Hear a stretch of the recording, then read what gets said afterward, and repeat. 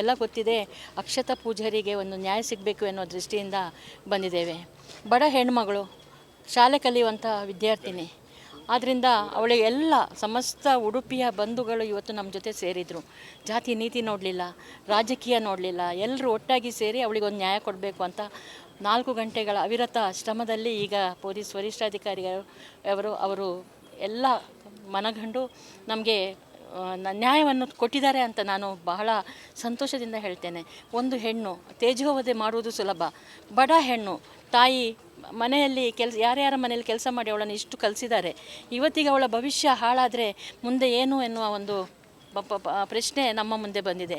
ಒಂದು ತಾಯಿಯಾಗಿ ನಾನು ಅವಳಿಗೆ ಇವತ್ತು ನಾನು ಸಹಾಯ ಮಾಡ್ಕೊಂಡು ಬಂದೆ. ಇವತ್ತು ಎಲ್ಲ ಸಮಸ್ತ ಬಂದಂತಹ ಎಲ್ಲ ಬಂಧುಗಳಿಗೆ ನಾನು ನಮಸ್ಕಾರವನ್ನು ಮಾಡ್ತೇನೆ. ಯಾಕಂದರೆ ಒಂದು ಹೆಣ್ಣಿಗೆ ಅನ್ಯಾಯ ಆದರೆ ತಾವೆಲ್ಲರೂ ಬರ್ತೀರಿ ಎನ್ನುವುದು ಈ ಸಮಯದಲ್ಲಿ ಗೊತ್ತಾಯಿತು. ಇಂತಹ ವ್ಯವಸ್ಥೆ ಇನ್ನು ಆಗಬಾರ್ದು. ನಮ್ಮನ್ನು ರಕ್ಷಣೆ ಮಾಡುವಂತಹ ರಕ್ಷಕರೇ ಹೀಗೆ ಮಾಡಬಾರ್ದು ಎನ್ನುವಂತಹ ಒಂದು ಪಾಠವನ್ನು ಪೊಲೀಸ್ ಅಧಿಕಾರಿಯವರು, ವರಿಷ್ಠಾಧಿಕಾರಿಯವರು ಇವತ್ತು ತಿಳಿಸಿದ್ದಾರೆ ಅಂತ ನಾನು ಬಹಳ ಹೆಮ್ಮೆಯಿಂದ ಹೇಳ್ತೇನೆ. ಅರ್ಧ ಗಂಟೆಯಲ್ಲಿ ಎಫ್ಐಆರ್ ಮಾಡಿ ಕೊಡ್ತೇವೆ ಅಂತ ಹೇಳಿ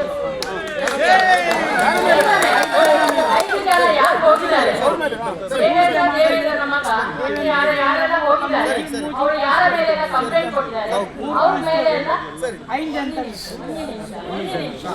ಅವರ ಮೇಲೆ ಈಗ ನಾವು ಎಫ್ಐಆರ್ ಮಾಡಿ ನಿಮಗೆ ಕಾಪಿಯನ್ನು ಅರ್ಧ ಗಂಟೆಯಲ್ಲಿ ಕೊಡ್ತೇವೆ.